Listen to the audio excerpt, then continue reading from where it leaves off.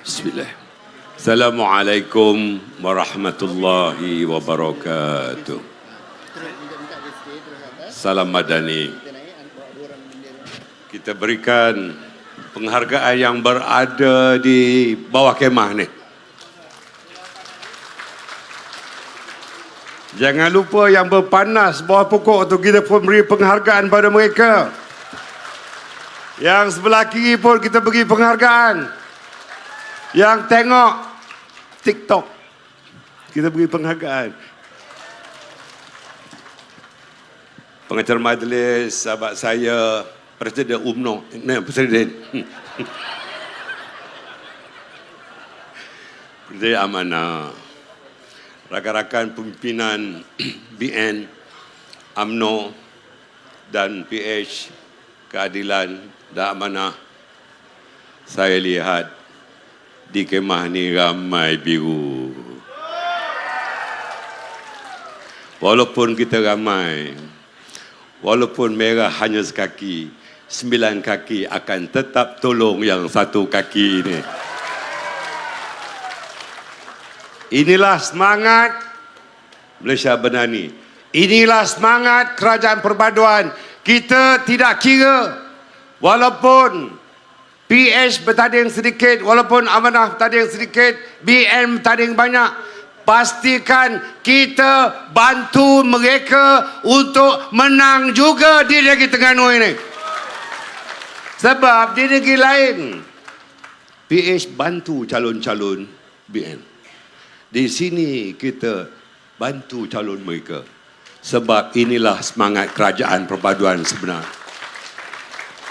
Saudara, saya pengurusi jawatan kuasa bencana negara. Bila banjir saya mari.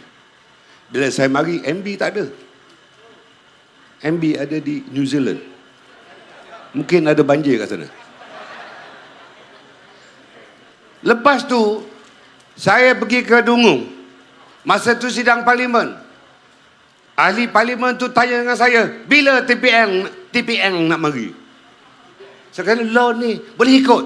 Ikut. Naik kapal terbang sama dengan saya. Saya pakai baju adat orang melawat banjir. Ahli parlimen tu pakai apa? Pakai kot. Tengok banjir. Pah. Asal UMNO lah tu. Mamat. Ahli parlimen pah tu dulu UMNO Mamat.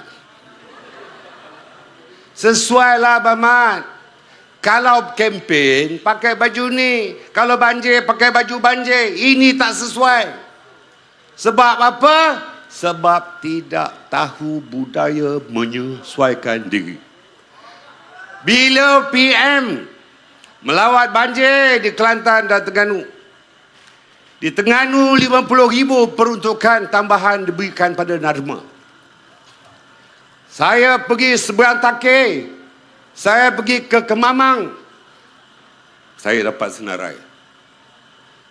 Dia kata, pengurusi banjir, kami dengar dapat 50 juta di Terengganu ni. Duit pergi mana? Saya kata, bagi pada Narma bagi ICU bagi pada DO bagi pada JPPK. Orang UMNO tak dapat. Orang mereka saja dapat. Bercakaplah tentang al-umara bil-adl. Pemerintah mesti adil. Tetapi duit yang sedikit pun tidak adil pada orang UMNO. Kalau kerajaan yang adil tidak kira jika masa banjir itu PAS ke, UMNO ke, PKR ke, Amanah ke, masa banjir mesti diberikan peruntukan yang sama adil. Betul? Saudara, dalam keadaan begitu, saya mau cerita. Bang Mat tadi cerita pasal RUU. Masa kerajaan BN sebelum 2018, RUU ni telah dibawa ke Parlimen. Masa tu kami nak baik-baiklah dengan Pak Lebay ni. Apa yang dibawa oleh Perdana Menteri dia bagi pada Timbalan Perdana Menteri ketika itu, iaitu Ketua VIP. Perdana Menteri kata, Zahid, tolonglah kawan kita. Siapa Datuk Seri? Itulah kawan kita. Lilit tu. Makin banyak lilit, makin banyak belit. Dia kata, tolonglah. RUU ni tidak pernah dibawa ke Parlimen sebagai bil persendirian atau usul persendirian. Tolonglah. Apa saya buat? Ini saya tak nak cerita tempat lain. Di Terengganu ini, saya bercerita. Apa saya buat? Atas arahan Perdana Menteri ketika itu, saya jumpa dengan Speaker Dewan Rakyat. Dewan Rakyat kata, apa kita nak buat ni? Arahan Perdana Menteri. Saya kata, Perdana Menteri arahkan bentang tambah bahas tanpa undi. Dia kata, ini gila punya. Speaker kata pada saya. Dia kata, mana ada perkara 18 dalam peraturan Parlimen dan 18A dan peraturan lain. Bila dia bentang, mesti bahas. Mesti diundi. Permintaan mereka, bentang tanpa bahas, tanpa undi. Speaker beding. Masuk pukul 2:30 petang. Ketika itu, saya duduk di kursi yang kedua. Kursi Perdana Menteri ketika itu, dia ada hal lain. Saya kedua. Saya lihat pembentangan.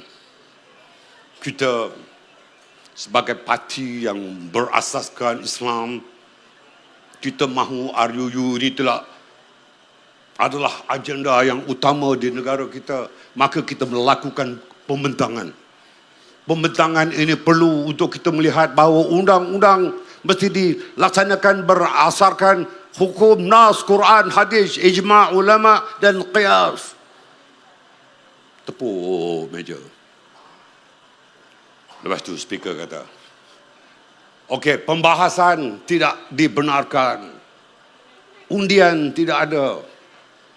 Dengan ini, Dewan Rakyat ditangguhkan.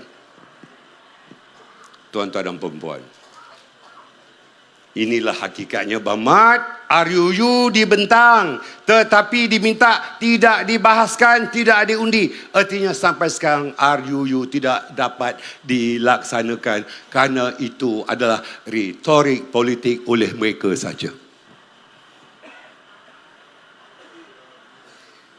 Dalam keadaan yang begitulah, Bamat sebut bahawa ketika mereka menjadi sebahagian berkerajaan, mereka tidak buat pembentangan.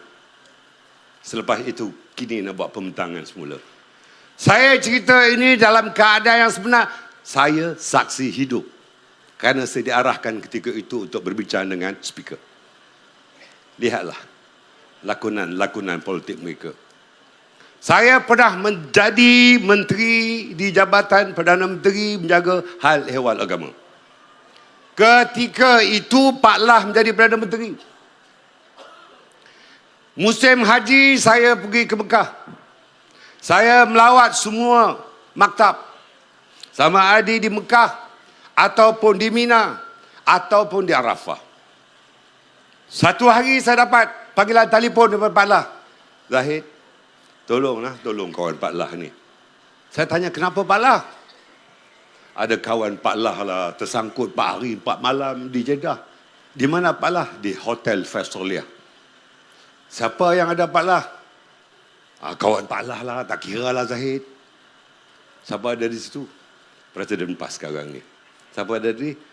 Datuk Seri Salihuddin. Masa itu masih buruk hijau lagi. Siapa lagi? Dr. Syed Azman. Ada 4 orang lelaki, 5 orang wanita. Yang wanita tu termasuk orang rumah TV2. Saluran kedua. Jadi, saya tanya dengan arwah Salihuddin, masa itu tak dapat Datuk Seri. Leh, kenapa tak boleh masuk? Tak tahulah.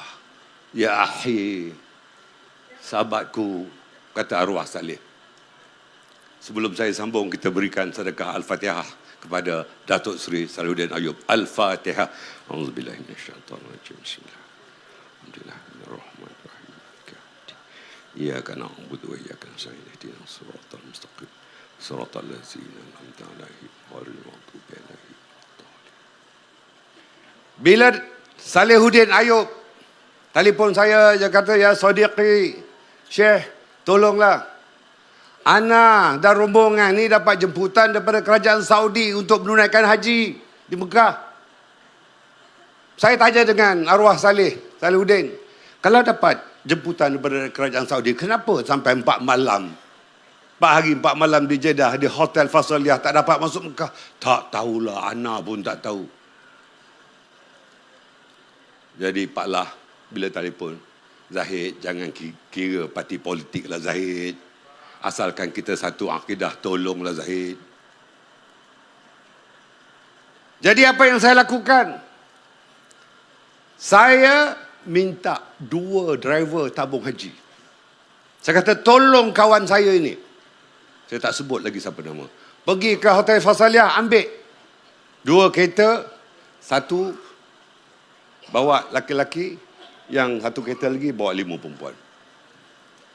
Driver tabung haji ketika itu memberitahu saya, Menteri tak boleh masuk Mekah kalau tidak ada iramah, tidak ada visa haji. Saya kata, carilah apa pun, Pak Yunus, Pak Jillah, asalkan sahabat saya ni boleh masuk. Apa yang 2 driver tabung haji ni buat? Pergi ke Hotel Fasaliyah dan rombongan itu masuk dalam kereta. Pergi ke mana? Pergi ke Mekah. Melalui mana? Melalui jalan-jalan yang tidak ada checkpoint, yang tidak ada sekatan. Untuk lepaskan jemaah yang kononnya dapat jemputan daripada kerajaan Saudi. Sampai di Mekah, arwah Salih telefon saya balik, Salihuddin. Syekh, ya akhi, ana dah sampai Mekah, alhamdulillah, jazakallah khairan katsira. Tapi ana tak ada hotel. Nak duduk mana? Kata jemputan daripada kerajaan Saudi, mesti kerajaan Saudi dah sediakan hotel. Ana tak tahulah Syekh, ana tak ada hotel. Ana punya ketua pun tak ada hotel. Jadi apa yang saya buat? Saya telefon kepada salah seorang sahabat saya yang duduk di Mekah dan mengendalikan jemaah-jemaah haji swasta. Saya beritahu dengan dia, tolonglah kawan saya ni, ada 9 orang, 4 laki-laki, 5 perempuan, nakkan hotel. Berapa bilik? Saya kata, dia orang minta 4 bilik. 2 bilik laki-laki, 2 bilik perempuan. Mana boleh, besok nak wukuf, hari ini baru nak minta bilik. Tak boleh, tak ada. Dia kata, tolonglah Syekh, tolonglah. Jemaah yang ada dengan mereka itu, mereka pindahkan hotel lain, nak kosongkan 4 bilik itu untuk rombongan tetamu haji kerajaan Saudi. Bila kereta dan rombongan itu datang, kawan saya yang di Mekah itu bagi telefon. Dia kata, Datuk, kalau saya tahulah ini kawan Datuk, saya tak bagilah bilik, kata dia. Kenapa? Saya kata, Pak Lah kata, jangan kira parti politik, jangan kira perbezaan, asal sama akidah. Siapa dia, ketua rombongan itu? Haji Hadi Awang. Dengan arwah Salihuddin Ayub, Dr. Syed Azman dan seorang lagi. Saya tak ingat. Jadi apabila dapatlah bilik, Salih telefon saya balik. Syekh, minta maaf lah, nak tak cukup duit lah Syekh. Daripada 4 bilik itu mahal sangat. 1 bilik di saat akhir, sebab 10 hari akhir sebelum wukuf, memang harga hotel di Mekah 10 kali ganda. Begitu juga sebelum Ramadan akhir. 1 bilik 60,000, anak tak cukup duit. Artinya 4 bilik 240,000. Cukuplah dengan 2 bilik. Jadi bagi tahu dengan kawan saya balik, okey bagi 2 bilik. 1 bilik laki-laki, 1 bilik perempuan. Besoknya saya datang untuk breakfast dengan rombongan haji tetamu kerajaan Saudi itu. Dan saya diikuti oleh pemberita-pemberita daripada TV3, RTM, Astro, Sok Khabar. Maka ditanya soalan. Yang berhormat, Tuan Guru, kami dapat tahu bahawa Tuan Guru telah tersekat 4 hari 4 malam di Hotel Fasaliyah di Jeddah. Oh tidak, saya berterima kasih kepada kerajaan Saudi yang menjemput rombongan kami untuk menunaikan ibadah haji. Dan terima kasih juga kepada kerajaan Brunei kerana kerajaan Brunei menyelesaikan masalah kami di sini. Saya tertonggok di situ. Pegawai dan pengarah tabung haji ada ditonggok di situ. Tuan-tuan dan perempuan, kalau di Mekah pun boleh menipu, di luar Mekah lebih banyak menipu lagi. Ini saksi hidup. Saya menyaksikan dan saya menguruskan, tuan-tuan dan perempuan. Jangan ceritalah pasal RUU 355. Jangan ceritalah pasal yang lain-lain. Tetapi kalau ibadah di tanah suci boleh bercakap bohong, maka perkara-perkara lain itu mudah sangat. Dia bohongnya rakyat. Selepas itu, bila wukuf dengan husnuzon, dengan bersangka baik, saya bagi orang tu untuk baca khutbah Arafah di kemah lain. Bersyarah ketika wukuf. Daripada Zuhur, masuk Zuhur saja khutbah. Saya dengar daripada kemah lain. Tuan-tuan dan perempuan. Okey. Habis itu pergi Muzdalifah, Mabit dan pergi ke Mina. Ada tempat-tempat yang siapa sediakan? Tabung haji sediakan. Bukan Arab Saudi sediakan. Walaupun kononnya dijemput oleh Arab Saudi. Selepas sebulan, ketika itu sidang parlimen, saya bagi tahu dengan arwah Salihuddin, Leh, haji tak sah leh. Kenapa? Duit bilik belum bayar. Kata, iya ke? Anak tak tahulah. Salih dia kata, dah anak pun tak tahu, tetapi yang arrange bilik itu bagi tahu. Dah sebulan ni tak bayar. Dia bagi anak 2-3 minggu semua. Main telefon. Boleh minta diskaun tak? Salih kata, anak tak tahu bukan hotel tu anak punya. Hotel tu orang Mekah, yang orang Malaysia yang duduk kat Mekah tu. Dah daripada 4 bilik turun pada 2 bilik. Lepas tu minta diskaun, anda tak tahu. Tapi yang pentingnya, selagi tidak bayar bilik hotel, haji belum sah. Sebab syarat-syarat untuk menunaikan haji mesti cukup kemampuan. Kalau tidak bayar, artinya belum mampu lagi, maka dari segi kaedahnya haji tidak sah. Tuan-tuan dan perempuan, saya tidak berhajat untuk menyentuh peribadi, tetapi sekadar berkongsi dengan tuan-tuan dan perempuan cerita yang sebenar. Bahawa pemimpin itu kalau bercakap mesti benar, kalau janji mesti ditepati. Kerana al-ulama bin nasihah, al-ulama warathul anbiya. Ulama itu mesti memberikan nasihat yang betul. Ulama warathul anbiya, waris pada Nabi. Kalau sifat dan akhlak Nabi baik, itulah akhlak ulama sepatutnya. Saya yakin dengan semua ulama, kecuali ulama-ulama politik yang sering menyalah tafsirkan Quran dan makna hadis. Tuan-tuan, dalam keadaan ini, kalaulah ala umara bil adl, pemerintah itu mesti adil. Ia mesti adil kepada semua. Sebagaimana adilnya yang amat berhormat Perdana Menteri selaku Menteri Kewangan. Bagaimana masalah banjir, bagaimana masalah kekurangan air, di Kelantan dibantu, di Terengganu dibantu, di Johor dibantu, Kedah dibantu. Itu pemimpin yang adil. Al-umara bil adl. Tetapi kalau masalah banjir, bantuan banjir pun tidak diberikan pada masa banjir, artinya pemimpin itu, pemerintah itu tidak berlaku adil. Ini untuk seberang takir dan juga untuk kemaman. Tuan-tuan dan perempuan, ini zaman kita. Besok hari penambahan calon, walaupun ini jentera BN dan PH, tolong bagi tahu rakyat Terengganu keseluruhannya. Contoh tadi yang saya sebutkan tentang RUU 355. Contoh yang sebutkan peristiwa di Mekah. Dan kita tahu bahawa Terengganu adalah swing state. Swing ni apa? Macam buai. Kadang di atas, kadang di bawah. Dulu kita jadi kerajaan, kini kita kalah, tetapi perasaan saya harap perasaan saya betul di hari Jumaat Penghulu Segala Hari. Kali ini memang BN dan PH yang akan ambil alih Kerajaan Terengganu. Dengan syarat penjelasan yang diberikan oleh Abang Mat dan ceramah lain mesti disampaikan pada seluruh pengundi Terengganu. Tolong sampaikan.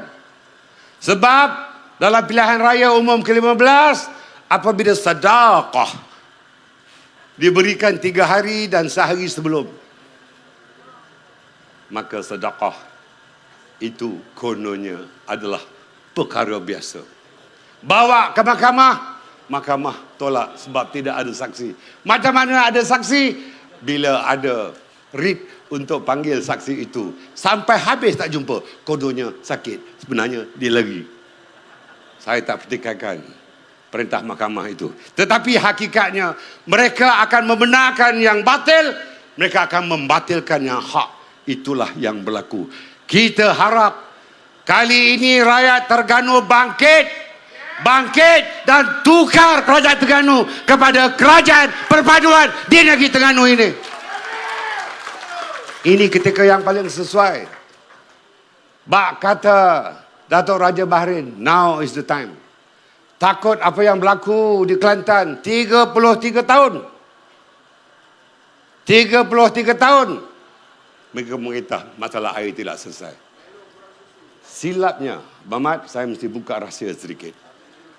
Apabila Tok Mat Yaakob menjadi Menteri Besar Kelantan ketika itu, 33 tahun yang lalu, memang kita akui ada masalah dalaman UMNO di Kelantan.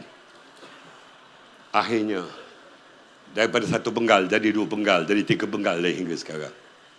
Besok saya akan ada di Kelantan. Tetapi untuk rakyat Terengganu, jangan pernah izinkan PAS untuk memerintah penggal yang kedua pada kali ini. Cukuplah sekali sayang. Minyak kata-kata Datuk Seri Mat Said, cukuplah sekali sayang. Di sana menunggu, di sini menanti. Amir UKS. Sebab Tomat dia ada TV 1, TV 2. Di sana menunggu, di sini menanti.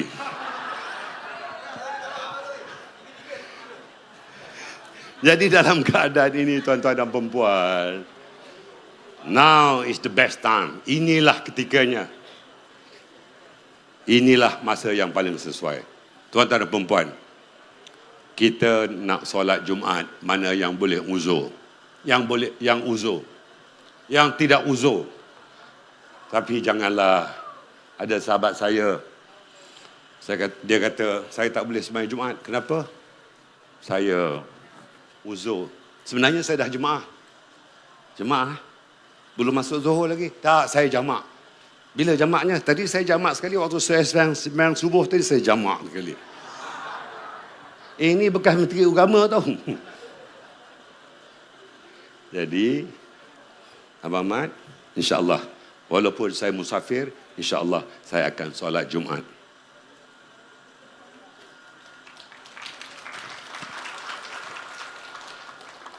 Yang Amat Berhormat Perdana Menteri berkirim salam. Dia mewakilkan kepada saya dengan lafaz Assalamualaikum. Beliau tak rapat bersama-sama dengan saya, dengan kita sekarang, kerana selepas ini, bila sampai, beliau akan ke Masjid Sultan Zainal Abidin.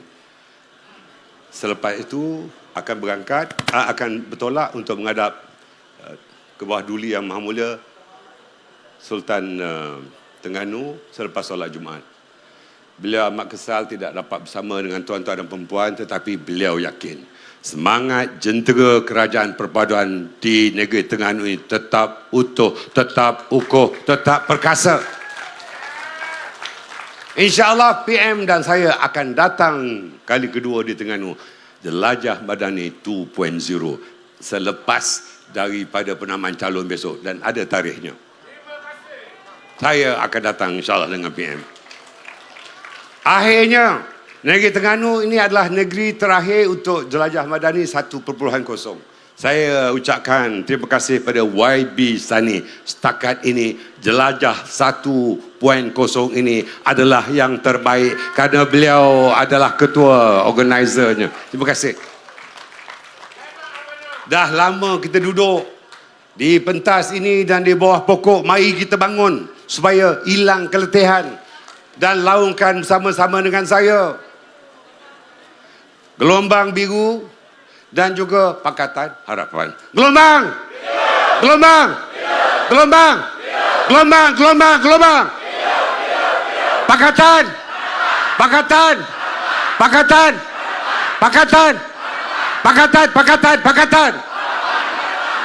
Assalamualaikum warahmatullahi wabarakatuh.